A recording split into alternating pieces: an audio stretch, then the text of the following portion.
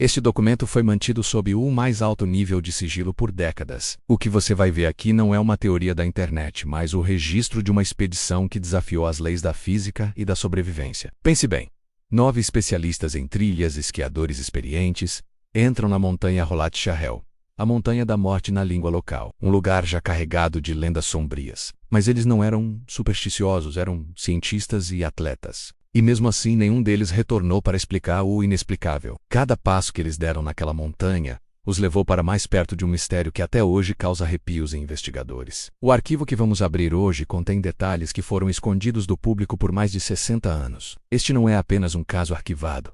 É um aviso. A verdade sobre o que aconteceu na passagem de Tilov é muito mais estranha do que qualquer ficção que você já viu. Prepare-se, porque depois de hoje, você nunca mais vai olhar para uma montanha nevada da mesma forma. O que realmente aconteceu naquela noite gelada de 1959? A resposta pode estar escondida bem aqui, nestes documentos. A primeira pasta do nosso dossiê é intitulada O Erro Fatal. E aqui a história já começa a ficar esquisita. A equipe de Dyatlov montou a barraca em um local totalmente exposto, na encosta da montanha. Qualquer manual de sobrevivência, qualquer guia de expedição novato diria para procurar abrigo natural, como uma floresta próxima. Mas eles não fizeram isso. E estamos falando de líderes experientes, que já tinham enfrentado condições muito piores. Por que cometeriam um erro tão primário, tão básico? A resposta parece ter chegado no meio da noite. Algo, e ninguém sabe o que, forçou a saída imediata do grupo. Eles não tiveram tempo de abrir o zíper da barraca. Eles rasgaram o tecido de dentro para fora em pânico. Imagina o terror. Você está no meio do nada, com temperaturas de 30 graus negativos lá fora. E o seu único refúgio seguro se torna a fonte do seu medo. Eles fugiram para o gelo e para a escuridão apenas com as roupas do corpo. Alguns descalços, outros apenas de meias. O que poderia ser mais assustador do que a morte certa por congelamento? O que quer que estivesse dentro ou fora daquela barraca, para eles, era uma ameaça muito maior. Agora vamos abrir a pasta 2.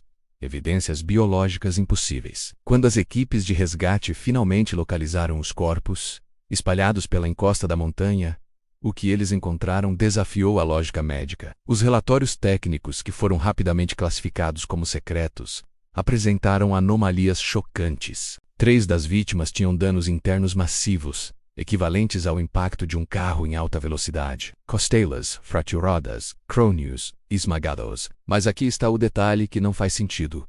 Não havia absolutamente nenhuma marca externa de agressão.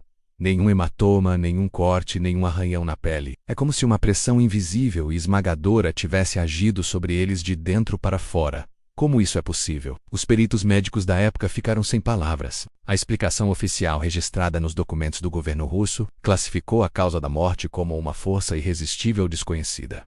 Pense nisso. Não foi um animal, não foi uma avalanche, não foi uma briga. Foi uma força desconhecida. Uma explicação propositalmente vaga para um horror muito específico. O que teria esse poder? E por que o governo tentaria esconder essa informação com uma frase tão enigmática? A verdade é que eles não tinham uma resposta.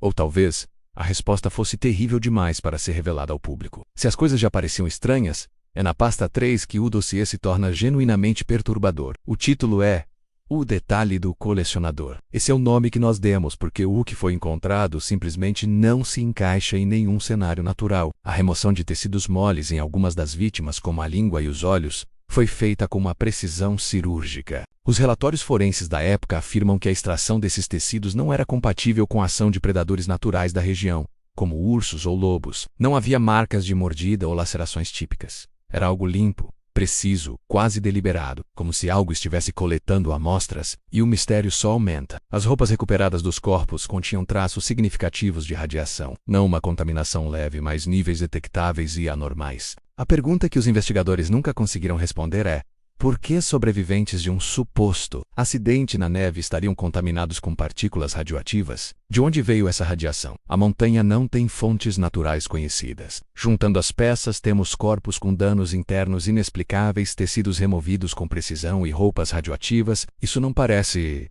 um acidente. Isso parece a cena de um evento que a humanidade simplesmente não está preparada para entender. Isso nos leva à análise de hipóteses e à conspiração que cerca o caso.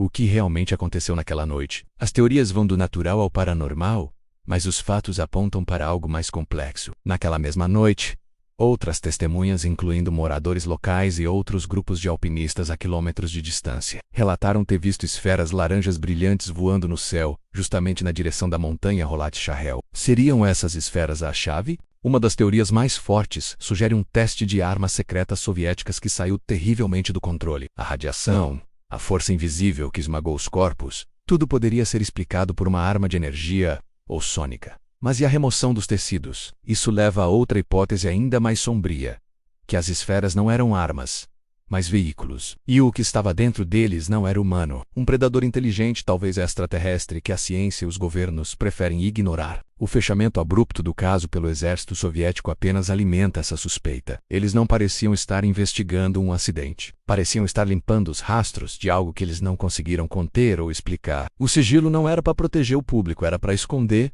o próprio fracasso deles e entender o que aconteceu. E assim chegamos à conclusão deste dossiê.